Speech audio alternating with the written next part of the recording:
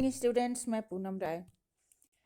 आप सीटेट की परीक्षा देने जा रहे हैं तो आज का यह वीडियो निश्चित तौर पर आपको लाभदायक रहेगा। इसमें सीटेट के पिछले वर्षों में आए हुए उन परीक्षा प्रश्नों को सम्मिलित किया गया है जो कई बार पूछे गए हैं, तो शीघ्र आने वाली परीक्षा के लिए ये लाभदायक हो सकता है। लैंग्वेज 1 जिन्होंने लिया है उनको ये विशेष रूप से लाभकारी है। चैनल को लाइक, सब्सक्राइब और शेयर करते रहिए ताकि उत्साह बढ़ता रहे और ऐसे वीडियो और बनाने के लिए प्रेरित मन होता रहे। तो शुरू करते हैं। इसमें सीटेट में जैसा कि आप जानते हैं 5 भाग होता है। चौथा और 5वां भाग लैंग्वेज के लिए होता है। जिसने लैंग्वेज 1 चुना है हिंदी, वो लैंग्वेज 1 की हिंदी करेंगे, और जिन्होंने लैंग्वेज 1 चुना है इंग्लिश, वो लैंग्वेज 1 की इंग्लिश करेंगे। ठीक इसके अपोजिट लैंग्वेज 2 के लिए होगा। तो आज हम लोग शुरू करते हैं 91 से, और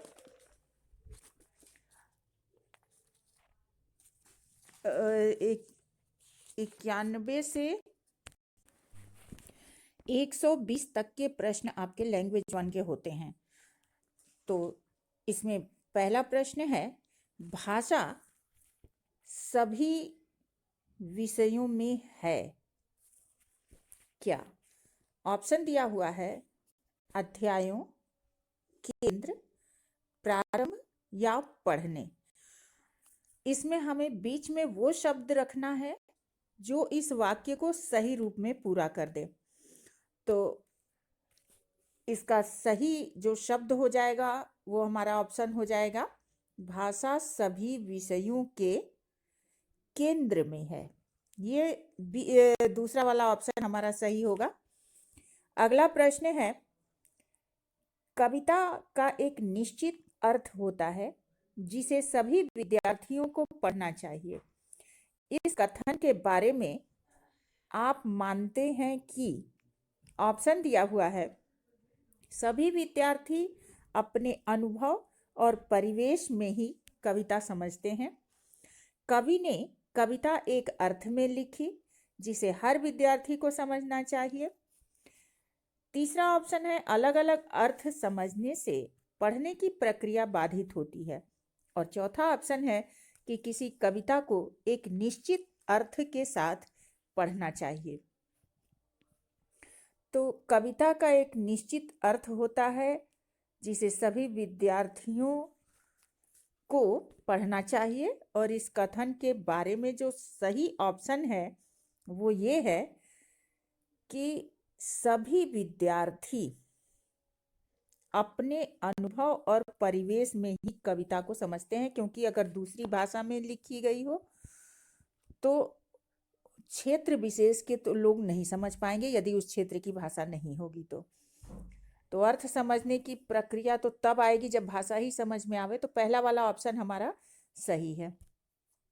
अगला है, आप मानते हैं कि अलग अलग तरह की सामग्री पढ़ने के अवसर मिलने से व्याकरण सम्मत भाषा सीखने को मिलती है, किताबों के बारे में जानकारी मिलती है, लेखकों के बारे में जानकारी मिलती है, भाषा को विविध संदर्भों में प्रयोग करने की समझ बनती है।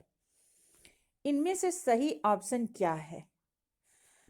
अलग अलग तरह की सामग्री पढ़ने का जब अवसर मिलता है तो व्याकरण सम्मत भाषा समझने को मिलती है, किताबों के बारे में जानकारी मिलती है, नहीं लेखकों के बारे में जानकारी, कोई फायदा नहीं। हाँ, भाषा को विविध संदर्भों में प्रयोग करने की समझ आती है। ये चौथा वाला ऑप्शन हमारा सही है। अगला प्रश्न है, हिंदी में विज्ञान संबंधी पाठों को पढ़ाने का उद्देश्य, यहाँ शब्द मिसप्रिंटिंग है, उमेश्य लिखा है, यहाँ उद्देश्य होना चाहिए। क्या उद्देश्य है? ऑप्शन दिया हुआ है, विज्ञान विषय को गहराई से जानना, विज्ञान के प्रति जिज्ञासा बढ़ाना, विज्ञान के संदर्भ में हिंदी भाषा प्रयोग को समझना और विज्ञान की भाषा को समझना। जब विज्ञान संबंधी पाठ को पढ़ाया जाता है तो किस उद्देश्य से पढ़ाया जाता है? तो जाहिर सी बात है कि विज्ञान को गहराई से समझने की जहाँ तक बात है तो वो तो किसी भी भाषा में समझा जा सकेगा।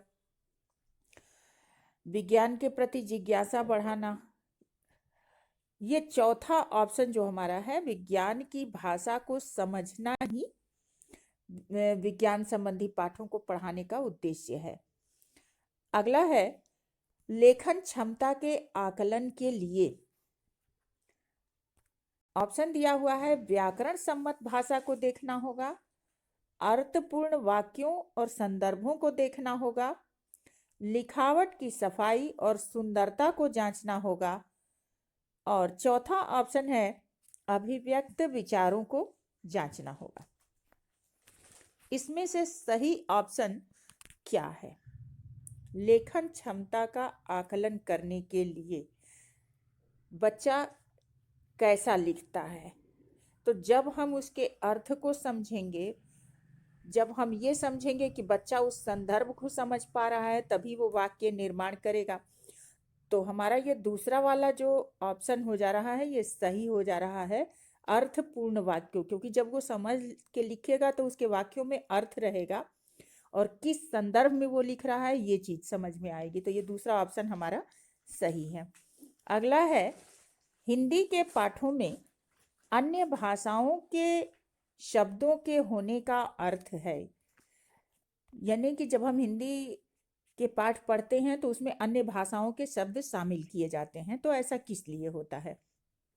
ऑप्शन दिया हुआ है पाठ समाज के बहुभाषी स्वरूप की सहज प्रस्तुति है, पाठ कठिन और अस्पष्ट है, विद्यार्थियों को शुद्ध भाषा नहीं सिखाई जा रही है, और पाठ का लेखक हिंदी नहीं जानता है।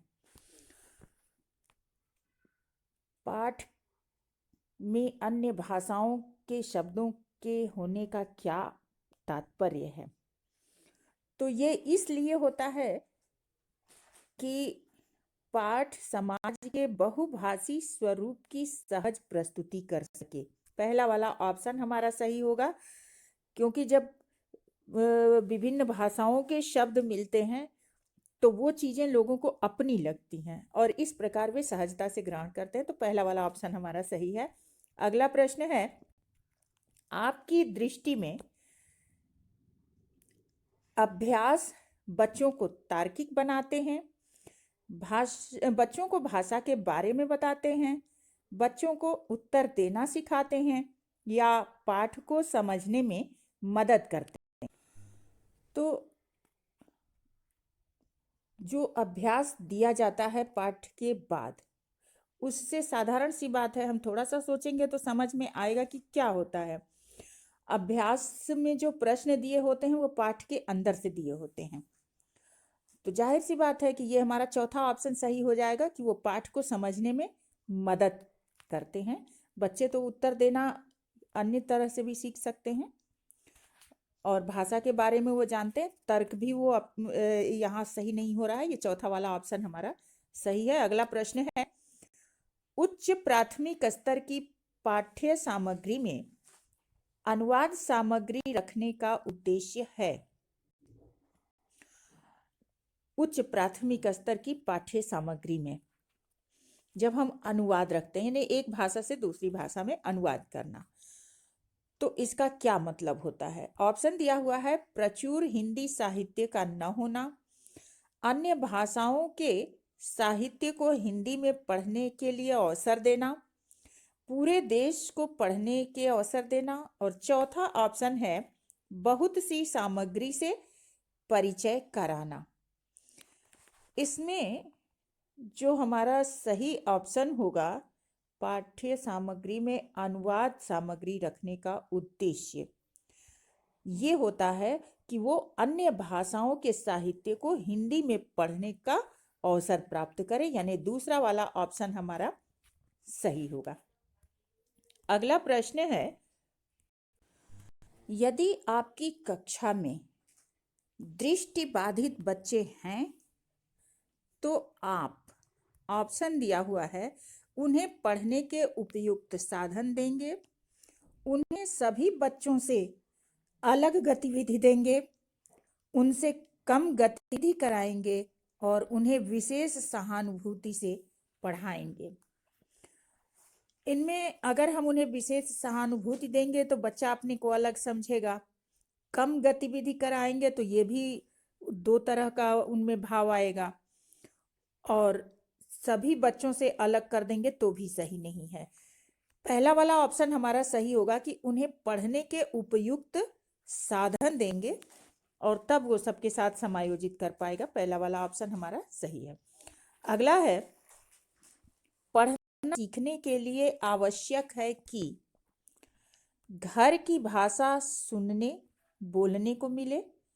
दूसरा है, लक्ष्य भाषा की अर्थपूर्ण और रोचक सामग्री सुनने और पढ़ने को मिले। तीसरा है, चार्ट अधिक से अधिक कक्षा में लगाए जाएं।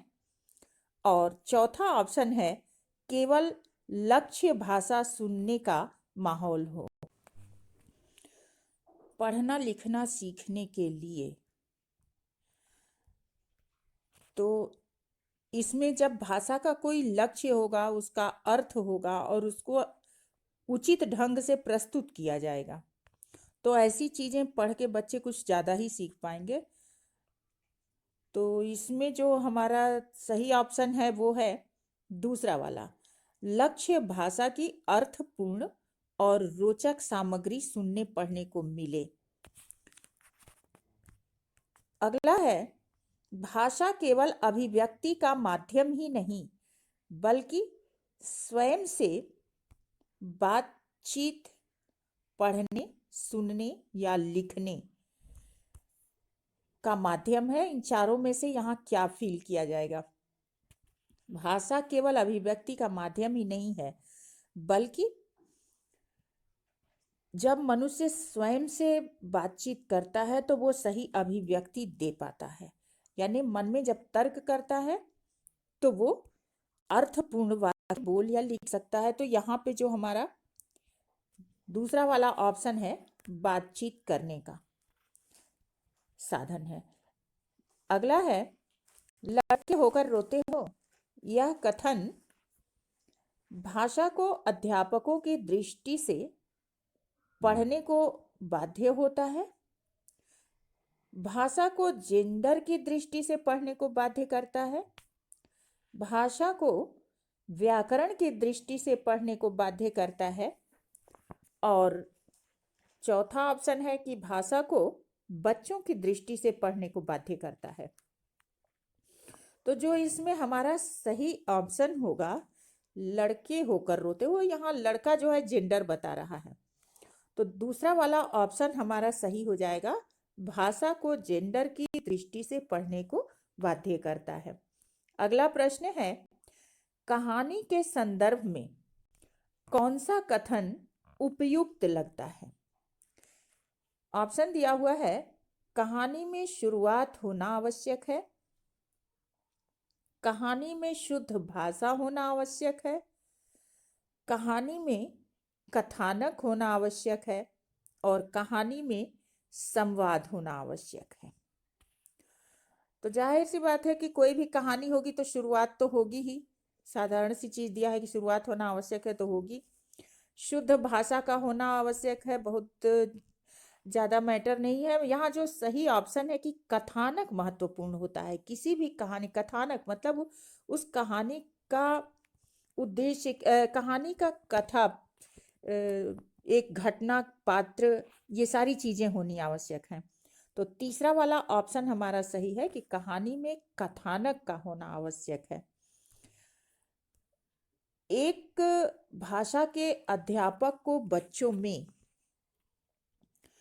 आलंकारिक भाषा प्रयोग की समझ विकसित करने पर बल देना चाहिए, विविध संदर्भों में भाषा प्रयोगों की क्षमता विकसित करने पर बल देना चाहिए, शुद्ध भाषा प्रयोग की क्षमता विकसित करने पर बल देना चाहिए, या भाषा सिद्धांतों की समझ विकसित करने पर बल देना चाहिए।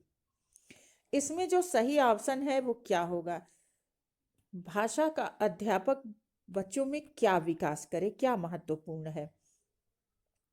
तो इसमें जो हमारा सही ऑप्शन होगा, भाषा प्रयोग की समझ, भाषा प्रयोग की क्षमता, भाषा प्रयोग की क्षमता विकसित करने पर शुद्ध भाषा विविध संदर्भों में। हाँ, दूसरा वाला ऑप्शन हमारा सही होगा कि विविध संदर्भों में भाषा प्रयोग की क्षमता विकसित करने पर बल देना चाहिए।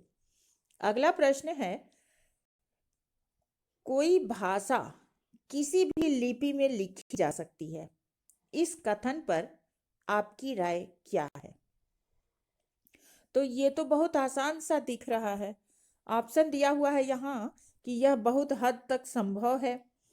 हर भाषा की अपनी लिपि होती है। भाषा और लिपि के बीच एक सीधा संबंध है और ये बिल्कुल भी संभव नहीं है। तो इसका आसान इसलिए हमने कहा क्योंकि जब भी हम देखते हैं कि कोई नेता बोलता है तो वो अन्य भाषा में लिखा होता है और वो हिंदी में बोल देता है, यानी उनकी भाषा में लिखा होता है हिंदी के शब्द। तो ये संभव है, पहला वाला ऑप्शन हमारा सही हो जाएगा, यह बहुत हद तक संभव है। आगे के प्रश्नों को पढ़ने और उनका उत्तर देने के लिए हमें नीचे दिए संदर्भ को पढ़ना होगा। नीचे दिए गए गद्यांश को पढ़कर पूछे गए प्रश्नों, प्रश्न संख्या 106 से 113 तक के सही सबसे उपयुक्त उत्तर वाले विकल्प को चुनिए। जो गद्यांश है वो इस प्रकार है। भारत 15 अगस्त 1947 को आजाद हुआ। इस आजादी के लिए पूरे देश की जनता ने एक लंबा और मुश्किल संघर्ष चलाया था। इस संघर्ष में समाज के बहुत सारे तबकों की हिस्सेदारी थी। तरह तरह की पृष्ठभूमि के लोगों ने इसमें भाग लिया। वे स्वतंत्रता, समानता तथा निर्णय प्रक्रिया में हिस्सेदारी के विचारों से प्रेरित थे। औपनिवेशिक शासन के तहत लोग ब्रिटिश सरकार से भयभीत रहते थे। वे सरकार के बहुत सारे फैसलों से असमान थे, लेकिन अगर वे इन फैसलों की आलोचना करते तो उन्हें भारी खतरों का सामना करना पड़ता था। स्वतंत्रता आंदोलन ने यह स्थिति बदल डाली। राष्ट्रवादी खुलेआम ब्रिटिश सरकार की आलोचना करने लगे और अपनी मांगे पेश करने लगे। 1885 में भारतीय राष्ट्रीय कांग्रेस ने मांग की कि विधायिका में निर्वाचित सदस्य होने चाहिए और उन्हें बजट पर चर्चा करने और प्रश्न पूछने का अधिकार मिलना चाहिए। 1909 में बने इस गवर्नमेंट ऑफ इंडिया एक्ट ने कुछ हद तक निर्वाचित प्रतिनिधित्व की व्यवस्था को मंजूरी दे दी। हालांकि ब्रिटिश सरकार के अंतर्गत बनाई गई ये शुरुआती विधायिकाएं राष्ट्रवादियों के बढ़ते दबाव के कारण ही बनी थीं, लेकिन इनमें भी सभी वयस्कों को ना तो वोट डालने का अधिकार दिया गया था और ना ही आम लोग निर्णय प्रक्रिया में हिस्सा ले सकते थे। इसमें से हमें जो प्रश्न दिया हुआ है वो इस प्रकार है, लोग किन विचारों से प्रेरित होकर आजादी के संघर्ष में शामिल हुए? ऑप्शन दिया हुआ है स्वतंत्रता, समानता, निर्णय प्रक्रिया में हिस्सेदारी और उपर्युक्त सभी। तो जो अभी हमने गद्यांश पढ़ा उसमें स्वतंत्रता की भी बात थी, समानता की भी थी और निर्णय प्रक्रिया में हिस्सेदारी की भी थी। तो हमारा चौथा ऑप्शन उपर्युक्त सभी सही हो जाएगा। अगला है आजादी के लिए संघर्ष किसने चलाया? देश की जनता ने, ब्रिटिश सरकार ने, सदस्यों ने और भारतीय राष्ट्रीय कांग्रेस ने। तो पंक्ति में पूर्व में आ चुका है कि आजादी के लिए संघर्ष देश की जनता ने लिए चलाया, और ये हमारा पहला वाला ऑप्शन सही है। अगला है, निम्नलिखित में से लोकतांत्रिक व्यवस्था का मूल्य कौन सा है?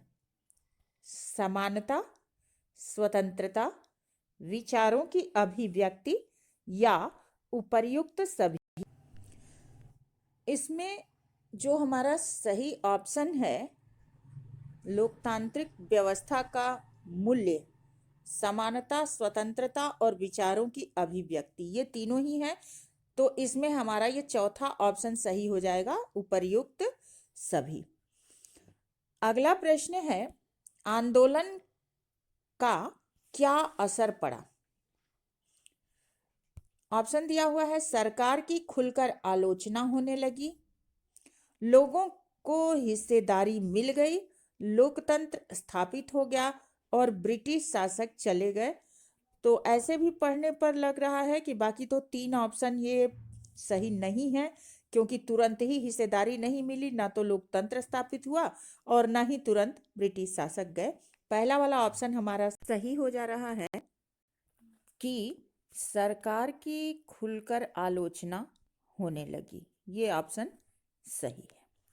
अगला प्रश्न है, कांग्रेस की क्या मांग थी? ऑप्शन दिया हुआ है, विधायिका में चुने हुए सदस्य हों, अंग्रेजों भारत छोड़ो,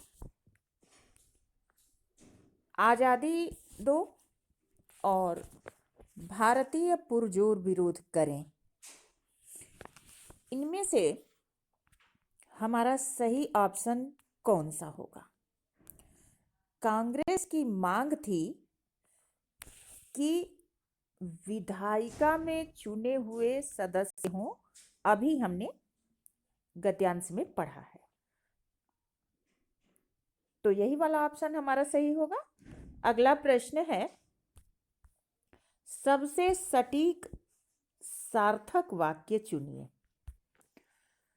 सबसे सटीक और सार्थक वाक्य कौन सा है? ऑप्शन दिया हुआ है, संघर्ष मनुष्य को उजाड़ता है, संघर्ष मनुष्य को भटकाता है, संघर्ष मनुष्य को निखारता है और संघर्ष मनुष्य को सफलता दिलाता है। इन सब में जो सबसे नजदीकी सही और सार्थक ऑप्शन है वो है कि संघर्ष मनुष्य को निखारता है, क्योंकि संघर्ष के ही क्षण में मनुष्य अपनी सारी योग्यता को लगाता है और अथक परिश्रम करता है। तो हमारा तीसरा वाला ऑप्शन सही है। अगला प्रश्न है, खुले आम शब्द का सबसे सार्थक प्रयोग है क्या? ऑप्शन दिया हुआ है, खुलेआम बरसात हो रही थी, खुलेआम बुराइयां हो रही थीं, खुलेआम नाक बज रही थी या खुलेआम नगाड़े बज रहे थे। तो जब खुलेआम शब्द का प्रयोग हो तो वो ऐसे वाक्य के लिए होता है जिसको छिपाकर किया जा सके। तो नगाड़ा खुलेआम बजाने का कोई सार्थक मतलब नहीं दिख रहा है, क्योंकि नगाड़ा बजेगा तो सब लोग जानेंगे ही, नाक भी बजेगी, तो ये खुलेआम कहने का यहाँ कोई तुक नहीं है। लेकिन खुलेआम बुराइयां हो रही थी, यानी कि ये दूसरा वाला ऑप्शन हमारा सही है। बुराई लोग छिपाकर करते होते हैं और यहाँ खुलेआम बुराइयां हो रही थी, तो ये दूसरा हमारा ऑप्शन सही है। अगला प्रश्न है, दबाव शब्द का प्रयोग कहाँ पर होगा? दबाव,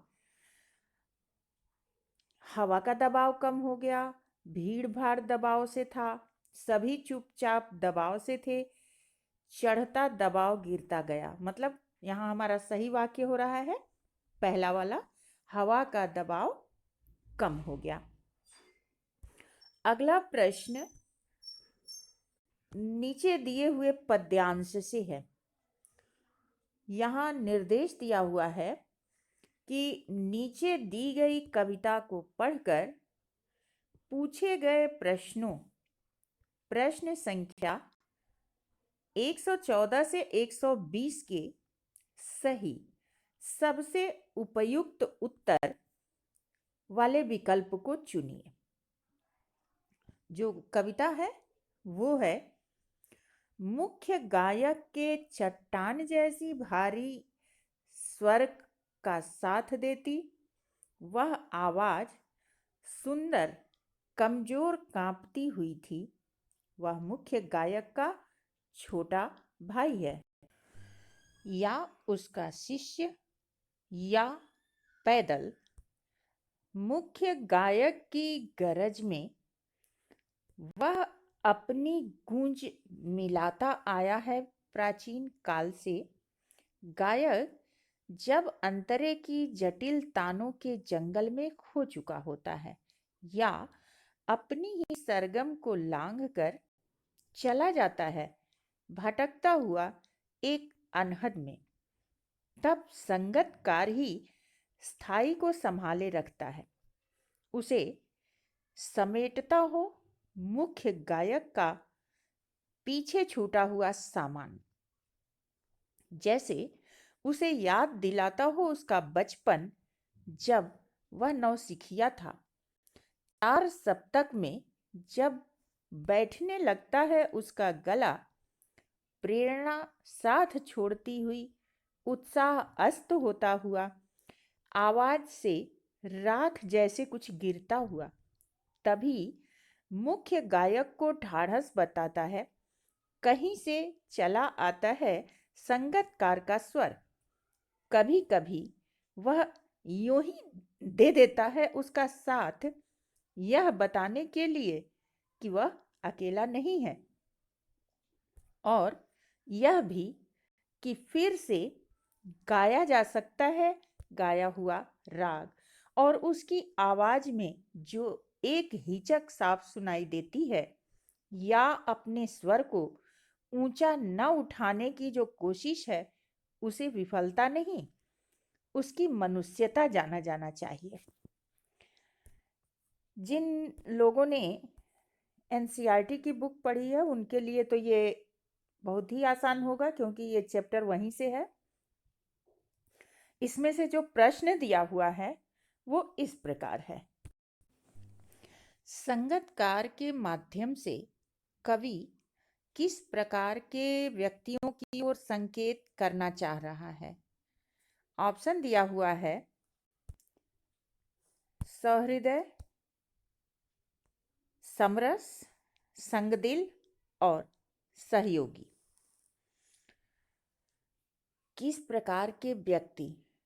सहृदय हो, समरस मतलब समान भाव वाले हो, संगदिल मतलब बहुत छोटे हृदय वाले हो, या फिर सहयोगी। तो इसमें जो हमारा सही ऑप्शन होगा वो चौथा वाला होगा, सहयोगी प्रवृत्ति के व्यक्तियों की ओर संकेत कर रहे हैं। अगला है, चट्टान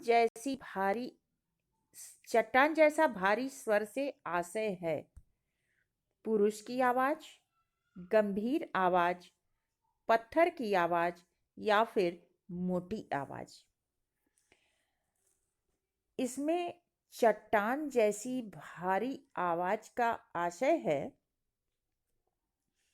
दूसरा वाला ऑप्शन सही होगा, गंभीर आवाज। अगला है, गायक जब अंतरे की जटिल तानों के जंगल में खो चुका होता है कि मायने हैं अंतरे को गाते हुए वह लीन हो जाता है, बेसुरा हो जाता है, बेलगाम हो जाता है या फिर भटक जाता है। तो अंतरे में खो जाना, जो सरगम का जंगल होता है उसमें वो खो जाना मतलब लीन हो जाना, ये हमारा पहला वाला ऑप्शन सही हो जाएगा। अगला है अनहद शब्द में द प्रत्यय है, अन उपसर्ग है, हद प्रत्यय है या अ उपसर्ग है। तो इसको आसानी से जो सबसे बढ़िया ट्रिक होती है कि हम पहले पता कर लें कि उपसर्ग पहले लगता है और प्रत्यय बाद में लगता है। इसमें 2 उपसर्ग दिया हुआ है और 2 प्रत्यय दिया हुआ है। अगर हम पहले ऑप्शन में द प्रत्यय मान लेते हैं तो अनह हो जाएगा। तो अनह कोई शब्द नहीं होता है, तो ये पहला वाला तो ऐसे ही गलत हो गया। और चौथा ऑप्शन है अ उपसर्ग है। तो अगर हम अ उपसर्ग निकाल देंगे तो नहद इस शब्द का भी कोई अर्थ नहीं होगा। तो पहला और चौथा वाला ऑप्शन हमारा ऐसे ही गलत हो गया। दूसरा और तीसरा ऑप्शन है अन उपसर्ग है या हद प्रत्यय है। तो हमें मूल शब्द सही पकड़ना है। मूल शब्द हमेशा सार्थक होता है। सार्थक का मतलब उसका कुछ ना कुछ अर्थ होता है और उपसर्ग और प्रत्यय शब्दांश हैं। तो अन उपसर्ग यहाँ होगा और हद जो है वो मूल शब्द हो जाएगा, प्रत्यय नहीं होगा। तो हमारा सही ऑप्शन दूसरा वाला हो जाएगा, अन उपसर्ग है। ये वाला ऑप्शन सही होगा। अगला प्रश्न है राख जैसा कुछ गिरता हुआ का अर्थ क्या है। ऑप्शन दिया है ऊंचा स्वर, उदास स्वर, भयभीत स्वर या बुझता हुआ स्वर। तो राख जो है वो बुझा हुआ होता है। बुझा मतलब मंद पड़ जाना। तो हमारा ये बुझता से ही समझ लेना है, कोई दिक्कत नहीं। यहाँ यही ऑप्शन सही है, बुझता हुआ स्वर। ये चौथा वाला ऑप्शन हमारा सही है। अगला प्रश्न है संगतकार का अर्थ है गायक के साथ रहने वाला, गायक के साथ गाने वाला, गायक को बिखरने से बचाने वाला या फिर गायक का साज उठाने वाला। साज उठाने वाला मतलब गायक के साथ जो सामान होते हैं, तबला, सारंगी, सितार वगैरह। तो इनमें से हमारा सही ऑप्शन क्या होगा। तो संगतकार का जो सही ऑप्शन होगा गायक के साथ गाने वाला, ये संगतकार होता है।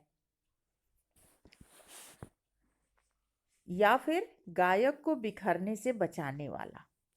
तो इनमें जो हमारा सही ऑप्शन हो जाएगा वो हो जाएगा तीसरा वाला, गायक को बिखरने से बचाने वाला।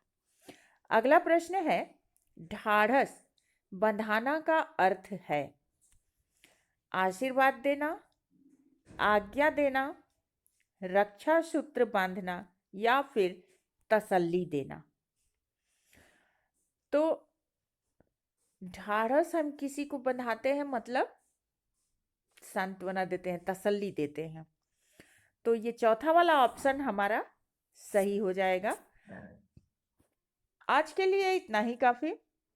नेक्स्ट वीडियो में कुछ और ऐसे ही महत्वपूर्ण प्रश्नों के साथ मिलते हैं।